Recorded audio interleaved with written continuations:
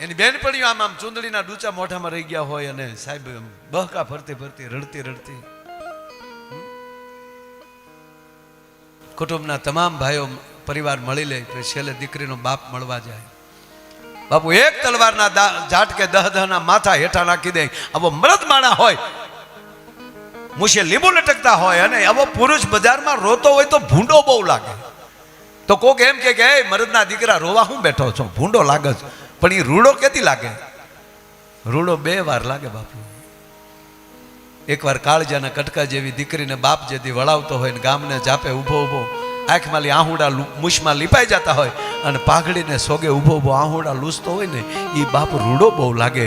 અને એક ઘરે આવો પ્રસંગ હોય અને જેના દીકરા આવા યજમાન થતા હોય અને એ બાપ પાછો એમ કહેવાય કે ભાવથી આહુડા પડતો હોય ને બાપ તેથી રૂડો બહુ લાગતો હોય. શાબાશ છોકરાઓ શાબાશ. આ નરું સત્ય છે. એક દીકરીને વળાવતી વખતે બાપ બહુ રૂડો લાગે. આપણે ચિત્રો જોયા છે, અનુભવ્યું છે કે ગામને જાપે જાન આવી જાય. અને દીકરીઓને કહો પત્ર લખો તો રૂક્ષ્મણીએ લખ્યો એવો લખજો. પહેલો વહેલો પ્રેમ પત્ર કોઈએ લખ્યો હોય તો ભારત વર્ષમાં આજે જ જિગ્નેશ દાદાની વ્યાસપીઠેલી દાદાએ રૂક્ષ્મણી વિવાહની જે વાત કરી, પહેલો પત્ર લખ્યો હોય કોઈએ જોયા વગર. મેં તમને જોયા નથી. ભગવાન નારાયણને કહે છે હે કૃષ્ણ, મેં તમને જોયા નથી પણ તમારા જશ અને કીર્તિના ડંકા સાંભળ્યા છે. હું તમને વરી ચૂકી છું. ભણવા કોણ આવ્યો તો? શિશુપાલ. હવે એક તો વાંધો તો હતો આ મામા ફૂઈમાં ડખો થાય બીજું કાંઈ. પણ વાત કરું છું કેવલ પત્ર નહીં. મારે એને નથી પરણવું. હું તમને મન કરમ વચનથી પરણી ચૂકી છું. અને પત્ર કોને આપ્યો? પત્ર લખીને બ્રાહ્મણને. પત્ર લખો તો એવા લખજો કે તમારો કુળગોર વાંચી શકવો જોવે સાહેબ, એવા શબ્દો એની અંદર હોય. અને ત્રીજી વાત કે બધાએ સ્તુતિ કરી છે બાબુ, પણ ભાગવતમાં એક વત્રાસુરે સ્તુતિ કરી અને એક આ રૂક્ષ્મણીએ સ્તુતિ કરી. આવી કોઈ કરી નથી. આજની તારીખે દ્વારકાધીશના મંદિરમાં, નિજ મંદિરમાં ડાયાભાઈ હાજે જ્યારે ભગવાનની શયન આરતી થઈ જાય, ભોગ લાગ્યા પછી શયન આરતી થઈ જાય અને પછી ભગવાનને પોઢાડવામાં આવે ને એ પહેલા આજની તારીખે મારા દ્વારકાના ભૂદેવો એ દ્વારકાધીશના પત્ર વાંચી રોજ સંભળાવે છે. ભલામણા રૂક્ષ્મણીનો પત્ર, આવો પત્ર એને લખ્યો છે. દીકરીને છેલ્લે બાપ જ્યારે મળવા જાય, કુટુંબના તમામ મળી લે અને છેલ્લે દીકરીનો બાપ એને જ્યારે મળવા જાય ત્યારે હળી કાઢીને દીકરી બાપની ડોકે જેમ આકડિયા ભીડી જાય. બાપુ બાપ રોઈ નો કે માથા ઉપર બસ બસ બસ બેટા બસ બસ હવે રોતો તને મારા હમ છે, માથું દુખશે મારી દીકરી બેસી જા ગાડામાં. અને બે બાજુ બબે બૈરાવ દીકરીના બાવડા મૂકી દે. તાર બાપાને મૂકી દે ને બેટા, તાર બાપાને મૂકી દે બેટા બસ. હો કેવા ચિત્રો છે આ દેશના. કવિદાદ એના મિત્રની દીકરીના લગ્નમાં હોય અને વળાવા જાય, આખું ગામ વળાવીને પાછું વયાવે અને કવિદાદ એમ ટિપ્પણ કરે છે કે મારો ભેરું, મારો ભાઈબંધ જેની દીકરી હતી એ ટગર ટગર આંખે જો. તેથી ગાડામાં જાન ગયેલી બાપ. ગાડું હાલતું થયું. બાપ આપણા બાપ મટકું નથી મારતો. આંખ વાળી આપણા શ્રાવણ ને ભાદરવા હાલ્યા જાય. દાદ બાપુ કે મેં 2 વાર કીધું બસ ભાઈ હાલ, હવે બધા વયા ગયા, હાલ પાછા ફરીએ. દાદ બાપુ એક વાર જો મારી દીકરી મારી હામું જોઈ લે તો મારી દીકરીનું મોઢું જોઈ લઉં. દીકરી હામું નથી જોતી હો. કવિદાદ કહે છે કે એની કલમ ઉપડે છે કવિદાદની કે બેટા તારા બાપ હામું ન જોતો કાંઈ નહીં, પણ જે ગામના પાદરના ઝાડવા હેઠે તું રમીને મોટી થાય, આ જો પવન થંભી ગયો અને બાપુ હકીકત એવી દીકરી વિદાય લેતી પવન થંભી જાય, ડાળું ઝૂકી જાય ઝાડ નહીં સાહેબ. કોણે કીધું વૃક્ષ પ્રેમ ન કરે? રોજ તુલસીને પાણી આપતા હોવ ને, રોજ જળ ચડાવતા હોય, કોક દેની પડખે ઉભા રહેજો, રોજ ચડાવતા હોય. જો છોડ તમારી બાજુ નો નમે તો માયો આયર ગાવાનું બંધ કરી દે. ભલામણા તુલસી તમને પ્રેમ કરે, વૃક્ષ પ્રેમ કરે.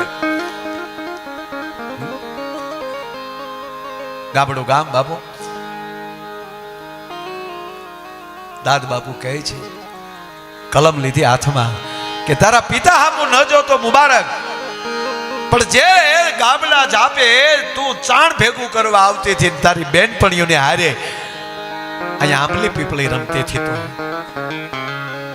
વડલા જાખા મળે થવા ગામના જાપાના અરે રે આ કાલ આપણી હેઠે રમતી હતી, મારા વડવાએ હિંચકા ખાવા માટેની બેનપણીઓ હારે ઝઘડતી હતી. અને કવિ કહે છે વારા કાજ વઢતી ધીમા દહ વાર. બાપુ વારા કાજ વઢતી તું ધીમા દહ વાર.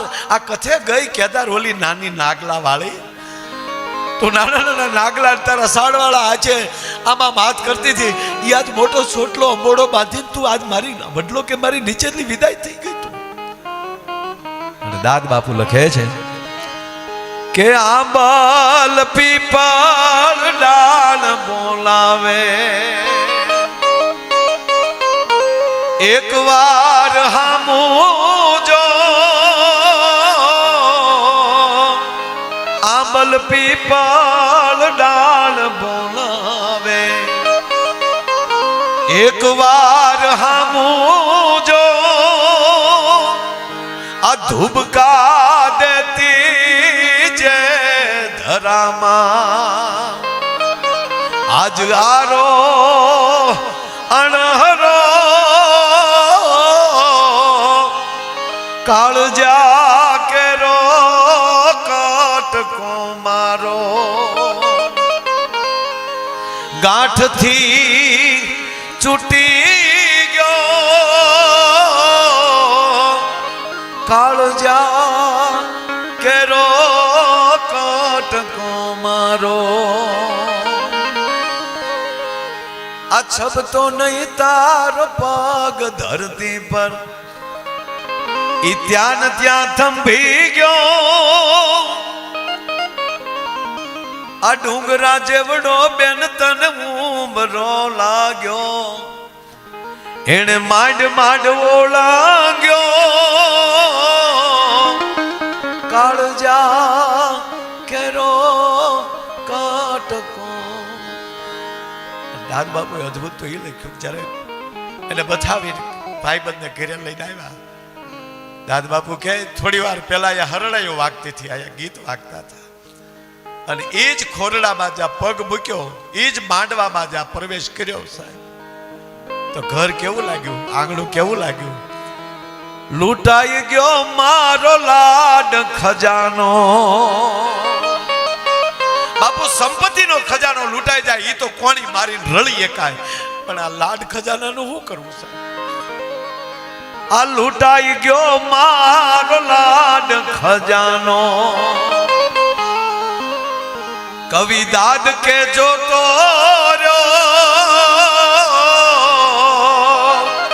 લૂંટાઈ ગયો મારો લાડ ખજાનો, કવિ દાદ કે જોતો આ જાન ગઈ મુજ જાન લઈને, સુનો માંડવડો કાળજા કેરો કટકો. મારો કહેવાનો સોર, આ દેશમાં દીકરી છે ને એ સંસ્કારની ધરોહર છે. દીકરો ગમે એટલા વાગે ઘરે આવશે તો સમાજ નોંધ નહીં લે બાપ, પણ દીકરી જે છે ને એ રાષ્ટ્રની પાંખ છે, ધર્મની પાંખ છે. એ પાંખો રૂપાનીઓ રહેશે ને તો ફરીવાર પાછા આવા ભક્તોને, આવા સંતોને, આવા દાતારોને એ જન્મ દેતી થાય બાપ. આજે કરી રહ્યા છે પાયામાં કોણ? પાયામાં માં છે, પ્રથમ માં છે, એને સંસ્કાર આપ્યા છે. અને અત્યારે એવી જ પાછી દીકરાની ઘરે એવી દીકરીઓ આવી હોય, દીકરાની વહુ એ આમાં સહમત થાય કે ભાઈ અમને બહુ ગમ્યું. બાકી એક જો વ્યક્તિ જો પરમાત્માની સદગુરુની કૃપા થાય એટલે બાપ દાદા રાજી રહે એવા તો દીકરા હોય, પણ દીકરાની ઘરે જે વહુ આવે ને બાપુ, એ નક્કી ન કરી શકાય કે દીકરી આટો આવી છે કે દીકરાની વહુ છે. આવા પરિવાર જેવા જેમ થવા મળે ત્યારે માનવાનું કે સદગુરુની પૂર્ણ કૃપા છે. તમે ભાગશાળી છો બધા કે આવા ઘરે કે જે હરિદ્વારમાં આવવાનો આનંદ થાય. નકર કુલ્લુ મનાલી ન ફરવા જાય હે. પણ જેને હરિના દ્વારમાં આવું હરિરસ પીવાની જે હામ થાય ત્યારે માનજો કે તમારી ઉપર તમારા સદગુરુની પરમ કૃપા છે, બીજો કોઈ હેતુ નથી સાહેબ. આ નરું સત્ય છે. બાકી ઊભા વાહડા લાટ આટા મારે એમ માનો છો કે પૈસા નથી સમાજમાં એમ. રિલાયન્સનું પડીકું વાળીને ખિસ્સામાં નાખી દે એવા દુનિયા મેં જોયા, પણ ઘરે ઊભા વાહડા આટા મારે. આપણે જઈએ તો જો બેટા મહેમાન આવ્યા નમસ્તે કહેજો, મને ન ફાવે. અરે મહેમાન છે મને ન ફાવે કીધું ને પપ્પા, માથાકૂટ નહીં કરવાની, નગર 911 ફોન કરીશ. તમે શું કરજો પછી. સારું છે સુમરા સાહેબ અહીંયા અમારે નથી બધું, નગર તમે આ પોલીસ વાળા અડધા તો છોકરાઓના બાપ હાટું વાહે દોડવું પડે. આ અમેરિકામાં કાયદો છે ને, તમે 911 ફોન કરે છોકરા હો નાના નાના ટાબરિયા કાંઈ કહે જો એના બાપાએ ડારો દીધો એટલે ટાબરિયો સીધો 911 ફોન કરે અને સીધી પોલીસ એના બાપને લેવા આવે. લ્યો કર કન્યા કાકડી મારી હેન્ડલ લે. આ નરું સત્ય કહો બાપુ. અમે અમારે શું છે અમેરિકામાં એમાં પ્રોગ્રામ હોય ને એટલે 5 દી અમે ફ્રી હોય, 2 દી જ હોય પ્રોગ્રામ, શનિ રવિના પ્રોગ્રામ, 5 દી બીજું કાંઈ. એટલે બધે અમુક ઘરે બેસવા જતા હોય. પણ એક ઘરે હું ગયો ને, છોકરાએ ખરેખર દંડવત પગે લાગ્યા. હું કહું શાબાશ તમારા ભાગ, વાહ ગમ્યું. મને કે ગમે નહીં પૂછો તો છોકરો 10મું ભણતો હતો. એ કે પૂછો છોકરા. હું કહું બેટા કહેતો પણ છોકરો પાછો હાવ ફ્રી માઇન્ડ. એ કે મારા પપ્પાએ મને તોડી નાખ્યો. હું કહું કેમ? મને કે હું 3જું ભણતો હતો. 3જું એ છોકરે કીધું 3જું ભણતો હતો, મારા પપ્પાએ મને ડારો દીધો એટલે મેં સીધો 911 ફોન કર્યો એટલે પોલીસ આવી. એટલે મારા પપ્પાએ કીધું કે સોરી બેટા હું આજ પછી તને નહીં ખીજાવું. તો પોલીસે કીધું ના લેખિત આપો. અને એ લેખિતમાં છોકરો હા પાડે તો છોકરો એમ કહી દે કે હા લેખિત મારા પપ્પા માફી માગી લે, પણ એ કે હું મેં હાથ ન પાડી. નહીં પપ્પાને પૂરી જ ગયો. એ કે પછી મારા પપ્પા કે મને પગે લાગ્યા કે દીકરા હું કોઈ દી બસ બેટા સોરી યાર બેટા કોઈ દી નહીં કહું. છેલ્લે કે અડધો કલાક પોલીસે વેઇટ કર્યું અને અંતે કે હું માની ગયો અને મારા પપ્પાએ લેખિત માફી માગી. પછી મને કે પછી સીધી પપ્પાએ ઇન્ડિયાની ટિકિટ કરાવી અને કે મને અમદાવાદ એરપોર્ટ ઉતાર્યો અને એરપોર્ટથી ઘીરે જતા હતા ત્યાં સુધી રસ્તામાં ધબધબાટી બોલાવી અને કીધું કાલે મોબાઈલ કર 911 કર 911 કર. તું 911 કરશો કે હું 112 બોલાવું? અને 112 નો આવે તો એવો નાખીને તો 108 બોલાવી પડશે. એ કે પછી હું એને ઇન્ડિયા મૂકીને વહી આવ્યો છોકરાને કે દાદા પાસે રહે. અને 2 વર્ષ કે માયાભાઈ અભ્યાસ ભલે નો બગડ્યો પણ 2 વર્ષ સુધી મેં એને છેલ્લે છોકરાએ કીધું પપ્પા આજ પછી હું કોઈ દી કાંઈ તક તે જોઈ લીધું ને દાદા પાસે રહ્યો ને. અને હકીકત કહો બાપ એ જ પરિવાર ભાગશાળી છે કે જે બાળકોને એના દાદાના ખોળામાં મળવા રમવા મળે છે સાહેબ. એ પરિવાર ભાગશાળી છે. આ નરું સત્ય છે. આ સંસ્કાર બધા એમાં લઈ આવે. બાકી તો દીકરી એક દીકરો હોય. એક જગ્યાએ અમારો બાપુ પ્રોગ્રામ હતો, પ્રોગ્રામનું નામ હતું દીકરી વાલનો દરિયો. સરકારી કાર્યક્રમ, ગવર્મેન્ટનો કાર્યક્રમ. એટલે ગવર્મેન્ટનો કાર્યક્રમ રેકોર્ડિંગ થતું હોય એટલે વારા ઘડી અમારે 20-20 મિનિટે પાછું ગોરિયાને ગમાઈને આવવાનું. મિત્રો દીકરી વાલનો દરિયો છે. 10 મિનિટે પાછા એ વાત. એ 5-7 વાર બોલ્યો ને તો એક જમાનડો ઊભો છો આવો. મને કે બસ ઓમાં આપ્યા. મેં કાં? મને કે દીકરી વાલનો દરિયો તો અમે હું આઠાની હરિયો છું. અને તમે જે દરિયો દરિયો કરો છો ને એ દરિયામાં અમે જ પડવાનું છે.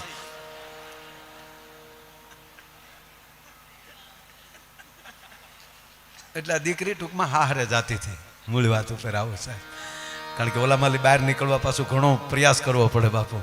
એટલે એ દીકરી હારે જાતી હતી અને ઊભો વાહડો હાવ. એની બેનું રડે, માસીની દીકરીઓ રડે, માસી બા રડે, ફઈ બા રડે, નાની રડે, નાની બા.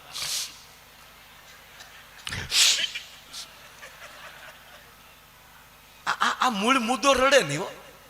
એ વરરાજાનું બાવડું પકડીને હાલ્યો જાય હમણાં વાહડો. હમણાં ઓલો વરરાજો બાપુ ગોથું ખાઈ ગયો કે આ આખું ઘર રડે ને આ મારા ભાગમાં જે મુદ્દો આવ્યો એમાં કરુણાની સર્કિટ જ નહીં હોય એમાં.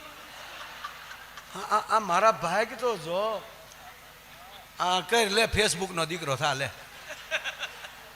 અને હું તો જાહેર આપણા અહીંયા બેઠા પરિવારની વાત નથી કરતો, પણ યુટ્યુબના માધ્યમથી સાંભળી રહ્યા ને કહું દીકરીઓને કે દીકરીઓ, તમારી માટે તમારા બાપે દાડિયું કરીને તમને મોટી કરી, તમારી માટે નબળું કપડું પસંદ ન કરી શક્યા હોય એ તમારી માટે નબળો પરિવાર કઈ રીતે પસંદ કરી શકે, એની ઉપર ભરોસો રાખજો સાહેબ. હા પપ્પા તમે એમ કહો નહીં ચાલે, અમે હવે તું રહેવા દે. હા વિકાસ ગૃહમાં જાય પછી એ ઓલો જે આ તને લઈને ભગાડી ગયો ને એ તારો ડોહો તારું નહીં રાખી શકે. એ અત્યારે એ કામસોરનો દીકરો છે. અને પ્રેમ એને કહેવાય પ્રેમ કે જેના પરિવારને હોળી હળગાવીને કોકના ઘરે લઈને વયો જાય એ પ્રેમ ના કહેવાય, લફરું કહેવાય. પ્રેમ ભેગા કરી દે, પ્રેમ કોઈ દિવસ નોખા ન કરે. આ વાંચ્યો રૂક્ષ્મણીને વાંચો, રાધાને વાંચો, બા જગદંબા રાધાને, આને પ્રેમ કહેવાય.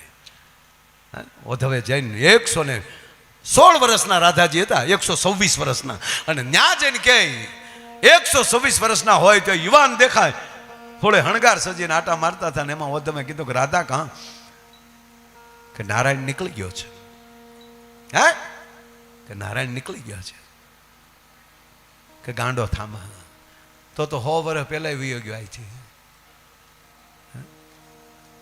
એ જગત છોડીને જઈ શકે, રાધાનું હૃદય છોડીને ન જઈ શકે. મારા હૃદયમાંથી વિયો જાય તો એને મરદ કહું. સુરદાસજીને કીધું ને, સુરદાસજીએ ઠપકો દીધો. સુરદાસજી રાતના ભજન કરી અને નીકળ્યા, અને એ તો પ્રજ્ઞાચક્ષુ હતા, સુરદાસ હતા, અને રસ્તો ભૂલ્યા અને આડો કૂવા આવ્યો. અને ભગવાન કૃષ્ણને થયું કે આગળ મારો ભગત કૂવામાં પડશે.